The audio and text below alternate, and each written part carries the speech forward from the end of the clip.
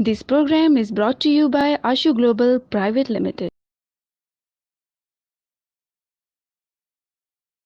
बिस्मिल्लाहिर्रहमानिर्रहीम। Capital TV इस्लाम आबाद studio से आप देख रहे हैं माह रमज़ान मुबारक की खुसूसी नशरियात। सबसे पहले तो जी तमाम देखने सुनने चाहने वालों को आदाब, इस्लाम मोहब्बत व इस्लाम अक़ीदत। अस्सलामु अलैकुम रहमतुल्लाहि व बरकातुहू। मैं हूँ आपका मेज़बान डॉक्टर इकराम मोहसिन। नाज़रीन किराम, माह रमज़ान का और कुरान का एक बड़ा गहरा ताल्लुक़ है और बड़ा एक खूबसूरत ताल्लुक़ है। इरशाद बारी ताला शहर रमज़ान अल्लज़ी उन्ज़िला फ़ीहिल कुरान, कि हमने कुरान को माह रमज़ान मुबारक में नाजिल किया। रवायात में आता है कि अल्लाह ताला ने कुरान मजीद को 7वें आसमान से पहले आसमान पर इस माह रमज़ान मुबारक में नाजिल किया और फिर उसके बाद बवक्त ज़रूरत कुरान मजीद थोड़ा थोड़ा करके हुज़ूर अकरम सल्लल्लाहु अलैहि वसल्लम पर नाजिल होता रहा। नाज़रीन किराम, कुरान अल्लाह ताला की वो किताब है जिसको पढ़ना भी सवाब है, जिसको पढ़ाना भी सवाब है, जिसको सीखना और सिखाना भी सवाब है, इस पर अमल करना भी सवाब है, बल्कि मोहब्बत के साथ इसको छूना और इसको देखना भी सवाब है। कुरान अल्लाह ताला की वो किताब है जो क़यामत तक के आने वाले इंसानों के लिए मंबा रुश्द व हिदायत है। और कुरान अल्लाह ताला की वो किताब है जिसकी हिफाजत का ज़िम्मा खुद खुदा ने लिया। इरशाद बारी ताला है नहनु नज़्ज़लना ज़िक्रा व इन्ना लहू लहाफ़िज़ून, कि बेशक हमने ही कुरान को नाजिल किया और हम ही इसकी हिफाजत करने वाले हैं।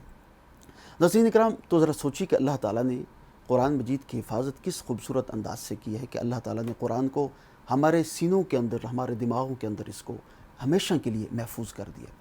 मगर जहाँ पर एक और बात बड़ी ही काबिल ज़िक्र है और बड़ी ही सोचने वाली है, वो ये है कि जब हम ये कहते हैं कि कुरान का मुहाफ़िज़ अल्लाह ताला हैं और अल्लाह ताला की ज़ात वाला शान है, तो फिर ज़रा सोचिए कि वो इंसान जो कुरान की तालीमात पर अमल करता हो, जिसका ओढ़ना बिछोना अल्लाह ताला का कुरान हो, तो वो फिर कैसे वबा से और हर मुसीबत से महफूज नहीं रह सकता। बुनियादी तौर पर हमने कुरान की तालीमात को पसे पुश डाल दिए, तो शायद यही वजह है कि कभी कोई मुसीबत तो कभी कोई वबा हमें आन लेती है। आज हम इसी पर बात करेंगे और जो मुअज़्ज़ज़ मेहमान आज मेरे साथ तशरीफ़ फरमा हैं, किसी तारुफ़ के मोहताज नहीं, पाकिस्तान में नहीं बल्कि आलम इस्लाम की एक बहुत खूबसूरत शख्सियत आलम इस्लाम में जिनकी आवाज़ कुरान की तिलावत की सूरत में गूंजती है। पाकिस्तान हो या पाकिस्तान से बाहर तकरीबन ही हर इंसान इनकी शख्सियत से वाक़िफ़ है।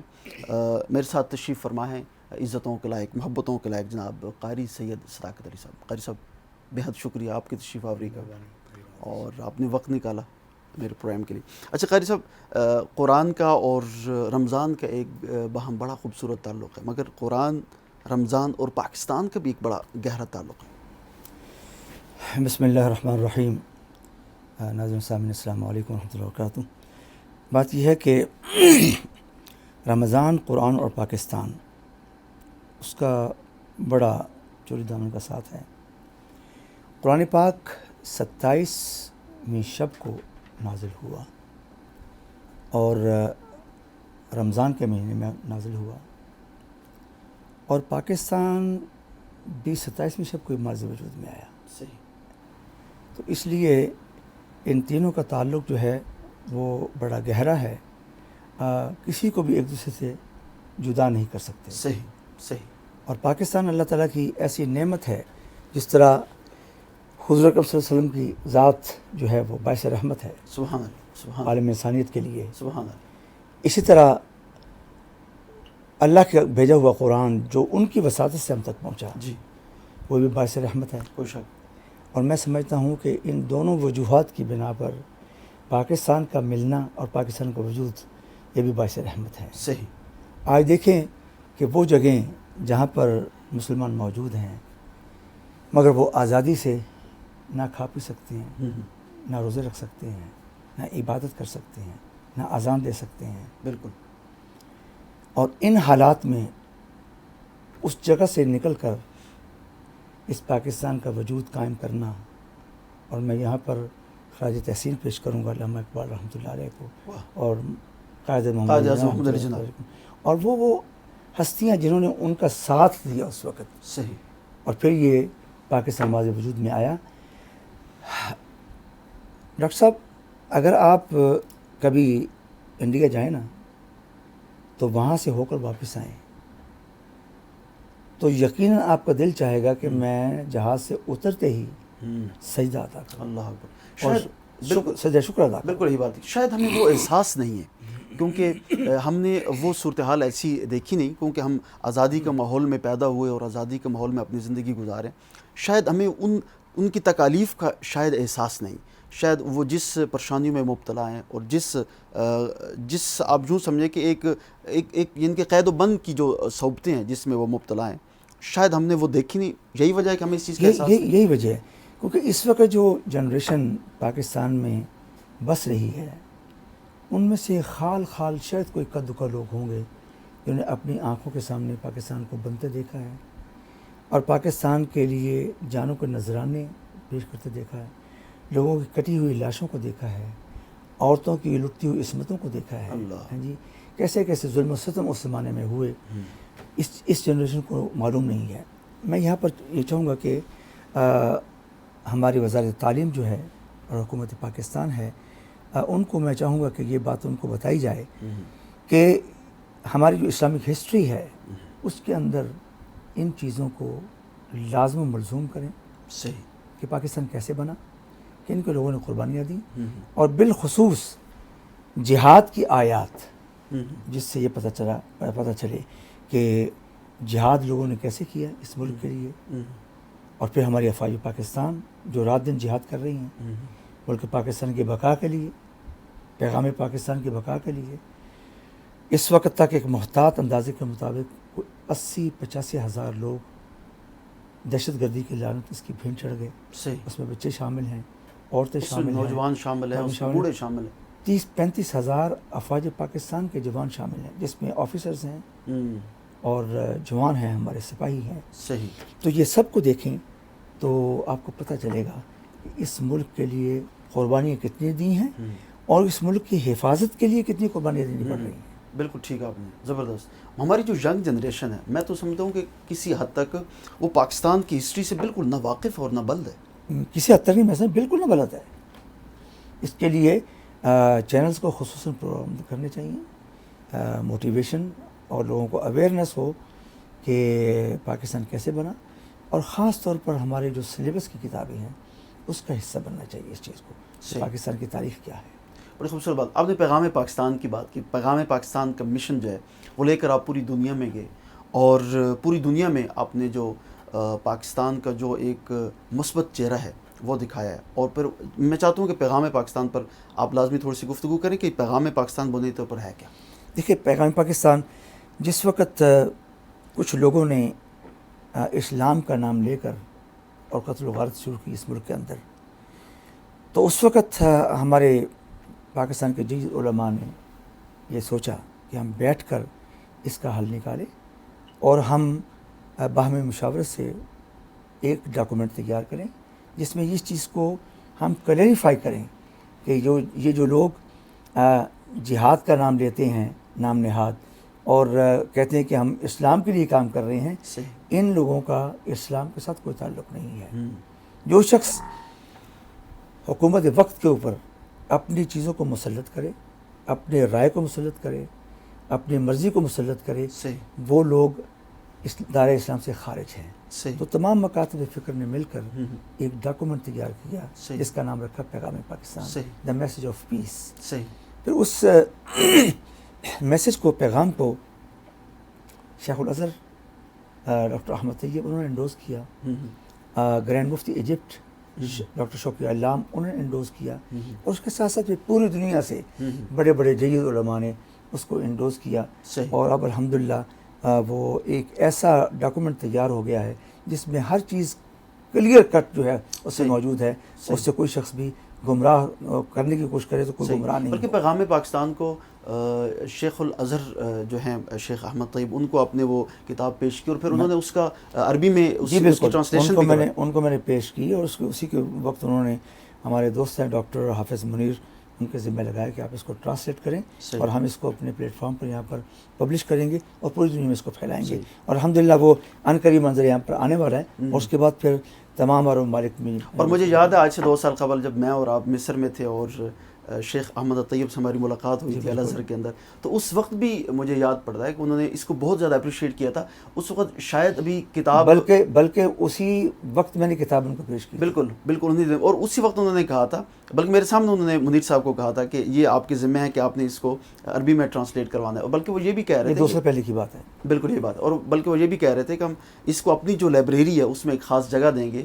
اور شاید انہوں نے پھر وہاں کے جو مفتی حضرات ہیں ان سے بھی اس حوالے سے کوئی فتویٰ بھی نہیں، اس کے بعد یہ ہوا کہ انہوں نے اس کو انڈوز کیا. پھر مفتی اعظم جو مصر ہیں انہوں نے پھر اس کا مطالعہ کیا، انہوں نے انڈوز کیا. پھر وہ ماشاء اللہ پاکستان مفتی شوقی اللہ، مفتی ڈاکٹر شوقی اللہ سے وہ بھی پاکستان بھی تشریف لائے. پھر یہاں بھی انہوں نے مختلف لیکچرز کے اندر حوصلہ افزائی کی اور بتایا کہ یہ علماء نے بلکہ خراج تحسین پیش کیا علماء کو کہ انہوں نے بہت بڑا کام کیا ہے. بلکہ ڈاکٹر احمد طیب نے تو بالخصوص انہوں نے کہا کہ میری طرف سے تمام علماء کو سلوٹ کیجیے گا کہ انہوں نے یہ اتنا زبردست کام کیا. اور علماء کے ساتھ انہوں نے جیش کا ایک لفظ بولا تھا جسے ہم ہاں جی، انہوں نے کہا رئیس الجیش کو بھی میری طرف سے سلام کیجیے گا اور ان کو کہیے گا کہ یہ پاکستان میں بہت اچھا علماء نے کام کیا. بڑے زبردست. اچھا، اس کے ان فیوچر آپ اس کے کیا اثرات نظر آتے ہیں آپ کو؟ اگر یہ سلسلہ پیغام پاکستان کا جو ایک بڑا خوبصورت ایک آپ کا انداز ہے کہ آپ اس کو پروموٹ کر رہے ہیں پوری دنیا کے اندر، ان فیوچر آپ کیا دیکھتے ہیں اس کو؟ دیکھیے فیوچر اب اس وقت تو ہم جو دو چار ہیں کرونا وائرس سے، اس سے جو ہی ہم نکلیں گے اللہ کرے پورا پاکستان بھی پریشان ہے، حکومت بھی پریشان ہے، لوگ بھی پریشان ہیں اور پوری دنیا عالم اسلام پریشان ہے. مساجد بند ہو گئیں، حرمین شریفین جو ہے ان کے دروازے عام پبلک کے لیے بند ہو گئے. یہ بہت بڑا ایک لمحہ فکریہ ہے اور پریشانی کی بات ہے. میں سمجھتا ہوں کہ ہمیں کوئی اپنا احتساب کرنے کی ضرورت ہے کہ شاید کوئی ہم سے کوئی ایسی غلطیاں، کوئی ایسی گستاخیاں ہو گئی ہیں جس کی وجہ سے اللہ تعالیٰ کی ذات ہم سے ناراض ہو گئی ہے. تو ہمیں مل کر توبہ کرنے کی ضرورت ہے، بلکہ توبۃ النصوح کرنے کی ضرورت ہے. اور یہ رمضان کا مہینہ ہے، اس میں بالخصوص ہمیں اجتماعی طور پر تو نہیں، انفرادی طور پر اپنے اپنے گھروں میں بیٹھ کر ہم ذکر و اذکار کریں، قرآن پاک کی تلاوت کریں، نوافل پڑھیں اور اللہ کی بارگاہ میں گڑ گڑا کے روئیں اور عاجزی کریں اور معافی مانگیں کہ یا اللہ ہمیں معاف کر دے، ہم اس امتحان کے قابل نہیں ہیں. کیونکہ یہ ایسا مرض ہے جس کا علاج ہی کوئی نہیں ہے. میں نے شروع میں کہا تھا خیر صاحب کہ جیسے کہ کیونکہ اللہ تعالیٰ جو ہے وہ اس کتاب کا محافظ ہیں، اور یہ کیسے ہو سکتا ہے کہ اگر ہم قرآن کی تعلیمات کو اپنا اوڑھنا اور بچھونا بنا لیں تو ہم خود بھی ان وباؤں سے اور ان مصیبتوں سے محفوظ نہ رہ سکیں. کہیں آپ کو لگتا ہے کہ بلکہ بہت حد تک ہم نے قرآن کی تعلیمات کو پس پش ڈال دی، تو شاید یہی وجہ ہے کہ کبھی کوئی مصیبت، کبھی کوئی وبا ہمیں آنے لگتی ہے؟ اس کی ایک وجہ نہیں، بے شمار وجوہات ہیں اور ہم نے خود تلاش کرنی ہے.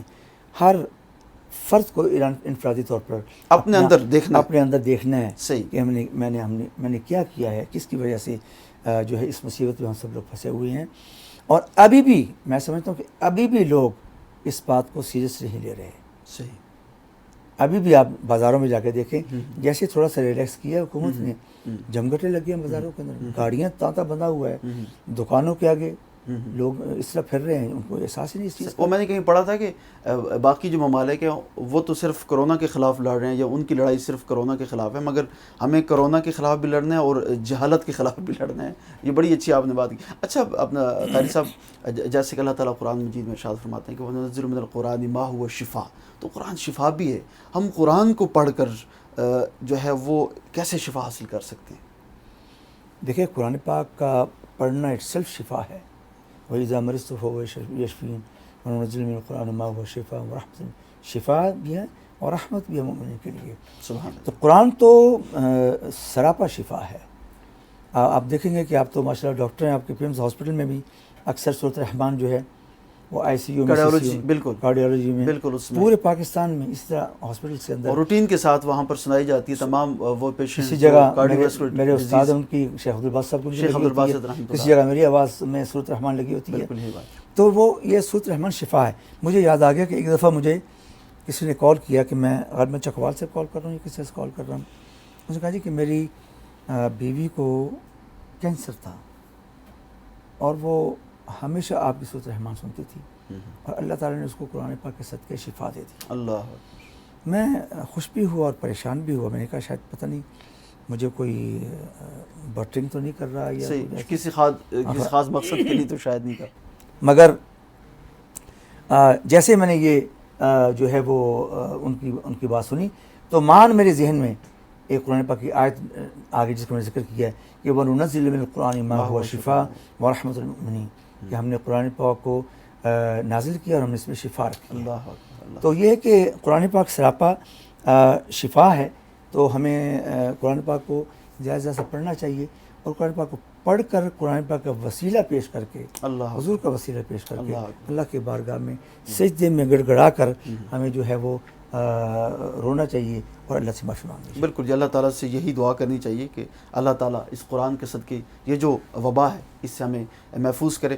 قاری صاحب، آپ نے سورہ رحمان کی بات کی، اور پوری دنیا میں آپ کی آواز میں سورہ رحمان کی تلاوت جو ہے وہ گونجتی ہے، بلکہ بہت سارے ممالک میں یعنی کہ بہت سارے ممالک ایسے ہیں کہ جن میں آپ کی آواز میں جب انہوں نے سورہ رحمان کی تلاوت سنی تو بہت سارے غیر مسلم انہوں نے اسلام قبول کیا۔ یہ بڑی خوش قسمتی اور بڑی خوش نصیبی کی بات ہے۔ قاری صاحب آج ہمارے ساتھ تشریف فرمائیں۔ قاری صاحب، میری خواہش ہے کہ مختصر سے کچھ آیات سورہ رحمان کی اگر آپ تلاوت فرمائیں۔ اعوذ باللہ من الشیطان الرجیم،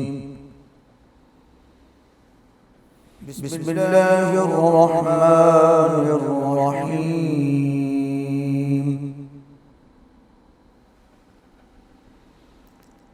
الرحمن علم القرآن خلق الإنسان علمه البيان،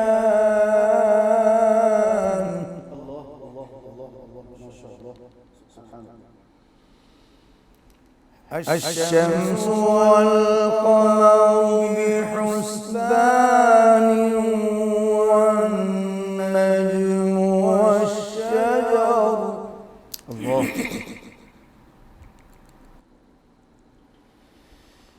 والنجم والشجر يسجدان،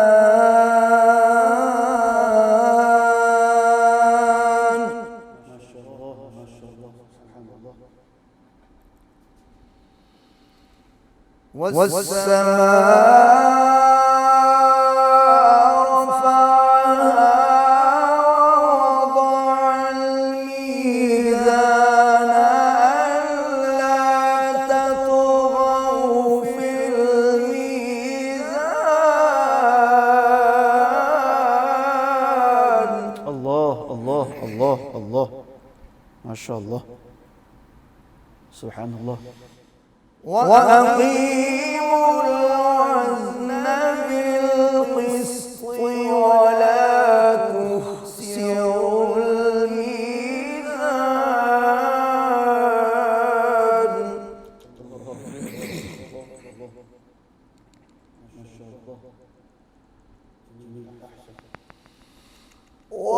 والأرض وضعها للأنام فيها فاكهة والنخل ذات الأكمام، ماشاء اللہ ماشاء اللہ ماشاء اللہ، جمیل۔ والحب ذو العصف والريحان،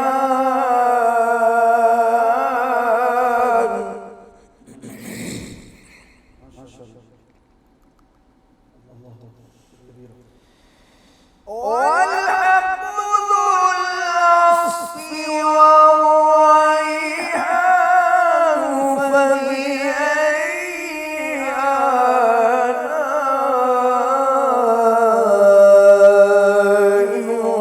ربكما تكذبان،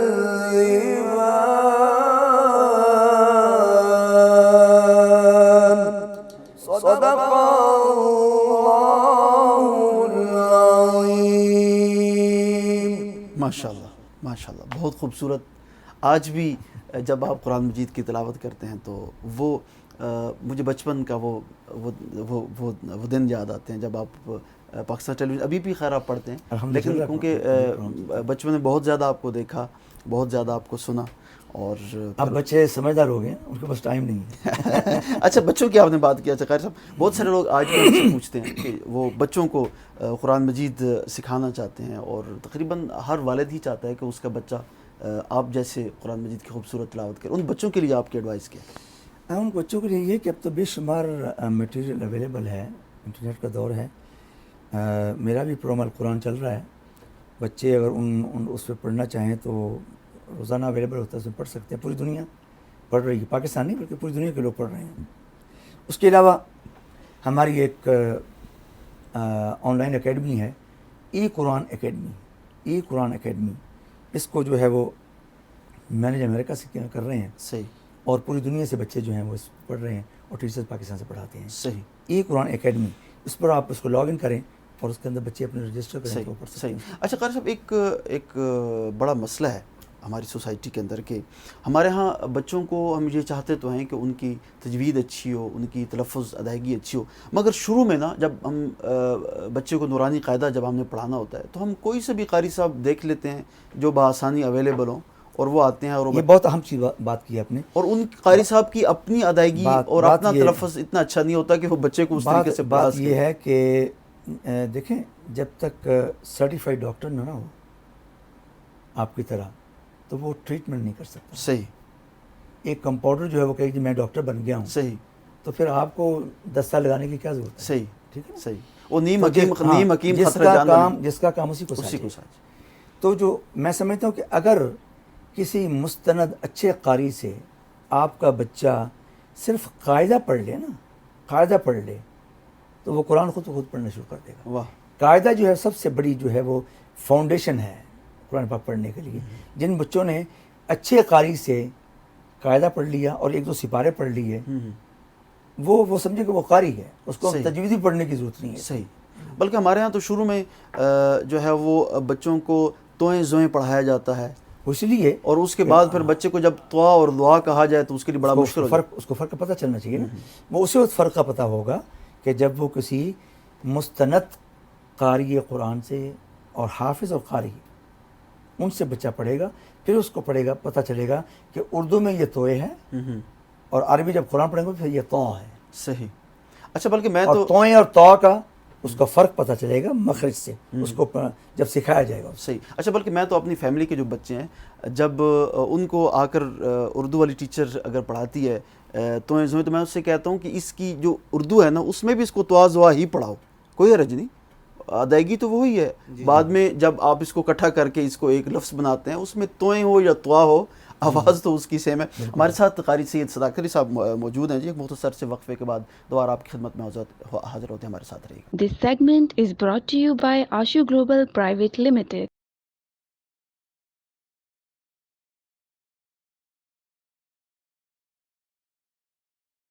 جی ویلکم بیک. اچھا قاری صاحب، بریک پر جان سے قبل آپ نے یہ بات کی، بچوں کے لیے آپ نے بات کی کہ وہ جو ہے وہ نورانی قاعدہ ان کو پڑھایا جائے اور کسی مستند اچھے قاری سے قرآن مجید ان کو اس کا آغاز جو ہے وہ اچھا کیا جائے.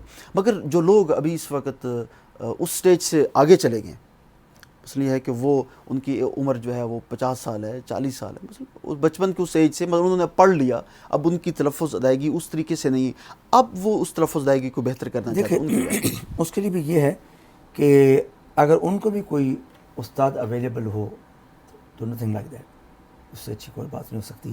اور اگر اویلیبل نہیں ہے تو القرآن پروگرام میرا جو چلتا ہے، صرف 10 منٹ اس کے پاس بیٹھ جایا کریں، اور جو میں آیتیں پڑھا رہا ہوں چونکہ سمجھدار ہیں نا، صحیح، ان کے لیے فالو کرنا آسان ہے، تو اس کو فالو کرتے رہیں. میں گارنٹی سے کہتا ہوں کہ وہ ان کا مسئلہ حل ہو جائے گا. صحیح. صحیح. صرف 10 منٹ دے دیا کریں بلا ناغہ. میں ایسے لوگوں کو جانتا ہوں کہ جن کے مجھے کئی لوگ ملتے ہیں، اتنی داڑھی ان کی ہوتی ہے، وہ کہتے ہیں میں استاد جی آگے سے، میں نے کب ان کو پڑھایا یار؟ وہ کہتے ہیں جی ہم نے آپ سکرین کے اس پار تھے، ہم سکرین کے اس پار تھے. ایک دفعہ میں ایڈمرا میں تھا، UK میں. اچھا. تو یہ بارش ملے، کہتے قاری صاحب میں آپ کا شاگرد ہوں. میں سوچ پہ پڑ گیا. کہتے آپ کو یاد نہیں ہے، میں آپ کو بتاتا ہوں. کہتے آپ کا جو القرآن پروگرام PTV پہ چلتا ہے نا، صحیح، وہ مکمل قرآن پاک ایڈمرا کی اسٹیٹ لائبریری میں پڑھا ہوا ہے. اللہ اکبر. تو میرے پاس اس کی ممبرشپ ہے. صحیح. میں نے یہاں سے وہ لی ہیں آپ کی ویڈیو ٹیپس، اور گھر بیٹھ کے میں نے اسے پڑھنا سیکھا. صحیح صحیح. تو اب تو ہر چیز اویلیبل ہے, صحیح. بیٹھ کے پڑھو. بڑی خوبصورت بات. اچھا قاری صاحب, ایک بڑی غلط فہمی ہے ہمارے لوگوں کے اندر.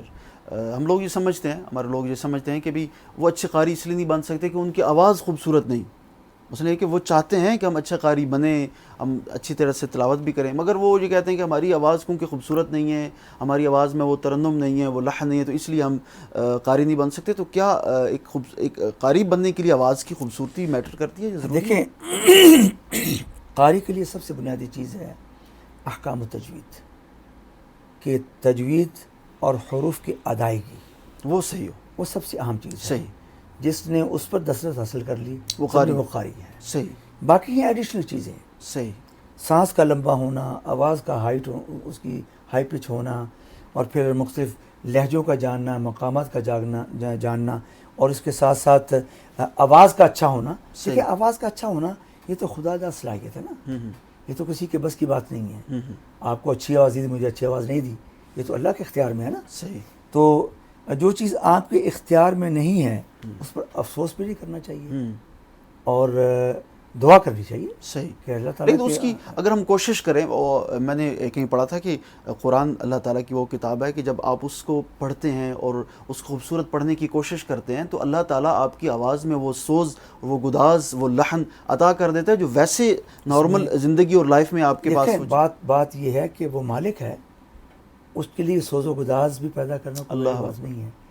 آواز میں خوبصورتی پیدا کرنی اس کے لیے کوئی بڑی بات نہیں ہے. آخر دنیا کو عطا کی ہے انہوں نے. صحیح. ہمارے استاد شیخ عبدالباسط, اللہ اکبر, دنیا میں ایسا شاید ہی کوئی قاری پیدا ہوگا. سبحان اللہ. ان کی آواز میں اس زمانے میں جب ایکو نہیں ہوتا تھا نا, صحیح, تو ان کی آواز میں نیچرل ایکو تھا. اللہ اکبر. ان کو اسپیکر کی ضرورت نہیں ہوتی تھی. بالکل یہی بات ہے. یہ تو ہمیں ضرورت ہے نا اسپیکروں کی. صحیح. ایکو سسٹم کی ہمیں ضرورت ہے, ہم اس کے بعد نہیں پڑھ سکتے. وہ جس زمانے پڑھتے تھے ان کو ضرورت ہی نہیں تھی ان چیزوں کی. اچھا تو یہ خدا دا صلاحیت ہے. بالکل. اچھا میں آپ کی بات سے ایگری کرتا ہوں. میں نے جب قرآن مجید پڑھنا شروع کیا, جب میں نے سیکھنا شروع کیا, تلاوت کرنی شروع کی, میری سچ میں آواز میں وہ لحن, وہ خوبصورتی, وہ ترنم تھا ہی نہیں, اور میں بڑا مایوس ہو جاتا تھا اکثر اوقات یہ سوچ کے کہ میں کب وہ وقت آئے گا کہ میں خود ایک اچھا پڑھنے والا بنوں. اس کے ساتھ ساتھ جب میں قرآن کو پڑھتا رہا اور بار بار, بالکل آپ کی بات ٹھیک ہے, قرآن کی برکت سے اور قرآن کے صدقے جو ہے وہ اللہ تعالیٰ آواز میں بھی خوبصورتی جو ہے وہ دیتے. بڑی خوبصورت بات ہے آپ نے کی. آپ نے اور ایک اور چیز ہے, اچھے قاری آپ اس وقت تک, میں سمجھتا ہوں کہ آپ کی آواز بھی اچھی ہے, آپ تجویز پر بھی دسترس رکھتے ہیں, آپ کا سانس بھی اچھا ہے, ہائٹ بھی اچھی ہے, مقامات بھی ہیں, اس کے باوجود آپ کو وہ منزل نہیں ملے گی. صحیح. دیکھیں, آپ کہتے ہیں مجھے اس کے باوجود وہ مقام نہیں مل سکا, تو وہ اپنا احتساب کرے کہ کیا کس چیز کی کمی ہے. صحیح. کہ اللہ تعالیٰ کی ذات نے کسی چیز سے محروم تو نہیں کیا ہوا. صحیح. کہیں اللہ تعالیٰ کی کوئی ایسی ناراضگی تو نہیں ہے. صحیح. صحیح. ہمیں ہر وہ شخص, میری زندگی کا تجربہ ہے کہ جس شخص نے پوری زندگی کسی کے ساتھ حسد نہ کیا ہو, واہ واہ, بڑی خوبصورت بات, مواقع فراہم کیے ہوں, پشت پناہی کی ہو, کسی کا برا نہ چاہا ہو, اساتذہ کا احترام کیا ہو, واہ, والدین کی عزت کی ہو, واہ, اور استاد آپ کا نہیں ہے مگر اس فن کے استاد ہیں ان کی بھی عزت کی ہو, واہ واہ, بڑے آپ کے نہیں ہیں, ویسے عمر میں بڑے ہیں, آپ نے ان کا احترام کیا ہو. صحیح. یہ سب کوالٹیز اگر آپ کے اندر ہیں, اور آپ کے اندر فن بھی ہے, آواز بھی ہے, سانس بھی مناسب ہے, سب کچھ آپ کے اندر موجود ہو, سب کچھ اندر ہے, سوز و گداز بھی ہے, پھر آپ ایک مکمل قاری بن کر ایک مقام پر پہنچے. واہ سبحان اللہ. بڑی خوبصورت بات آپ نے کی کہ اگر آپ کے دل کے اندر وہ احترام نہیں, اور آپ جو ہے وہ یعنی بڑی اچھی آپ نے بات کی کہ حسد کی آپ نے بات کی کہ اگر آپ کے دل کے اندر حسد ہے. ایک اور چیز اضافہ کروں, اپنی ذات کی نفی, اپنی ذات کی نفی, دوسرے کو عزت دے کے خوش ہونا اور اپنی نفی کرنا. صحیح.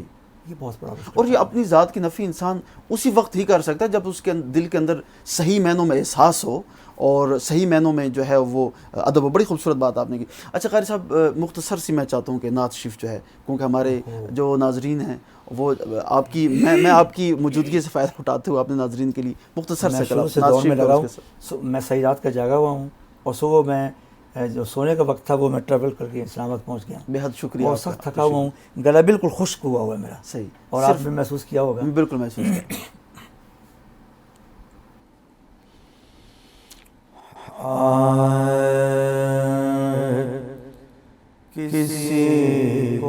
کچھ نہیں ملتا تیری عطا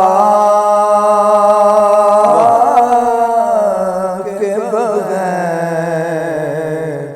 کسی کو کچھ نہیں ملتا تیری عطا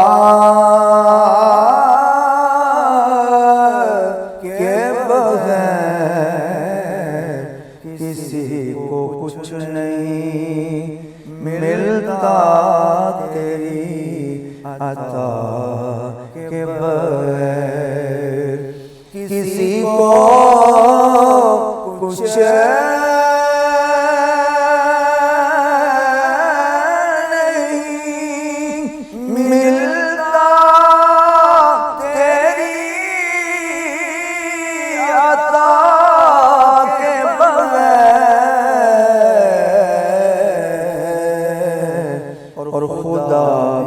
کچھ نہیں دیتا تیری رضا کے بغیر خدا بھی کچھ نہیں دیتا تیری رضا کے بغیر کہو گدا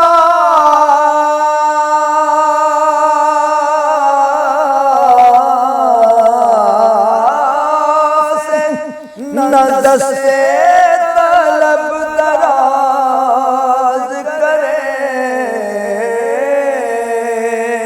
کہو گدا سے نہ دست طلب دراز کرے کیونکہ یہ در وہ ہے یہ در وہ ہے یہ در وہ ہے جہاں ملتا ہے التجا کے بغیر یہ در وہ ہے جہاں ملتا ہے التجا کے بغیر. ماشاءاللہ جزاک اللہ بہت خوبصورت. خیر صاحب آخر پر آپ کوئی ایڈوائز کوئی نصیحت کرنا چاہیں پوری دنیا آپ جاتے ہیں پوری دنیا میں آپ کی فین فالوئنگ ہے. میں یہی کہوں گا کہ ہر پاکستانی وہ پاکستان میں ہے یا دنیا کے کسی حصے میں بھی ہے وہ پاکستان کا سفیر ہے. ہی از ایمبیسڈر آف پاکستان. اس کے قول فعل عمل ہر ایک سے اچھی چیزیں منظر عام پر آئیں گی تو ملک کا نام روشن ہوگا. اگر کوئی بھی حرکت غلط کرے گا تو ملک بدنام ہوگا, اسلام بدنام ہوگا. تو ہمیں اس چیز کا خیال رکھنا چاہیے کہ ہمارے کسی فعل سے کسی قول سے کسی کا دل ناراض نہ ہو اور ملک کا وقار جو ہے وہ خراب نہ ہو. بڑی خوبصورت بات آپ کی. خیر صاحب ایک دفعہ پھر آپ کو شکریہ, آپ تشریف لائے, آپ نے وقت نکالا, آپ سفر میں تھے پھر سفر کیا لاہور سے اسپیشلی آج آپ تشریف لائے. ایک مرتبہ پھر بہت دل کے تھا گریم صاحب کا شکریہ. جی قاری سید صداقت علی صاحب ہمارے ساتھ تشریف فرما تھے اور قاری صاحب پاکستان کے نہیں بلکہ عالم اسلام کی ایک مشہور و معروف شخصیت ہے. اور قاری صاحب نے بڑی خوبصورت بات کی کہ آج شاید یہی وجہ ہے کہ ہم نے قرآن کی تعلیمات کو پس پش ڈال دی ہے. تو کبھی ہمیں کوئی مصیبت آن لیتی ہے, کبھی ہمیں کوئی وبا, کبھی ہمیں کوئی پریشانی ہمیں آن لیتی ہے کہ ہم نے قرآن کو سمجھنا چھوڑ دیا ہے, اس کو پڑھنا چھوڑ دیا ہے. مجھے ماہر القادری کی ایک قرآن پر لکھی ایک فریاد جو ہے اس کے چند اشعار میرے ذہن میں آ رہے ہیں, وہ میں آپ کے گوش گزار کر کے اجازت چاہوں گا. ماہر القادری نے بڑی خوبصورت بات کی. انہوں نے کہا ہے کہ قرآن کی ایک فریاد ہے. قرآن یہ کہتا ہے کہ میں طاقوں میں سجایا جاتا ہوں, آنکھوں سے لگایا جاتا ہوں, تعویذ بنایا جاتا ہوں, دھو دھو کے پلایا جاتا ہوں. قول و قسم لینے کے لیے جب تکرار کی نوبت آتی ہے تب میری ہی ضرورت پڑتی ہے, ہاتھوں پہ اٹھایا جاتا ہوں. جیسے طوطا مینا کو دو بول سکھائے جاتے ہیں ایسے ہی پڑھایا جاتا ہوں, ایسے ہی رٹایا جاتا ہوں. کس بزم میں میرا ذکر نہیں, کس عرس میں میری دھوم نہیں, پھر بھی اکیلا رہتا ہوں, مجھ سے بھی کوئی مظلوم نہیں. اپنے میزبان ڈاکٹر اکرام اللہ محسن کو دیجیے اجازت.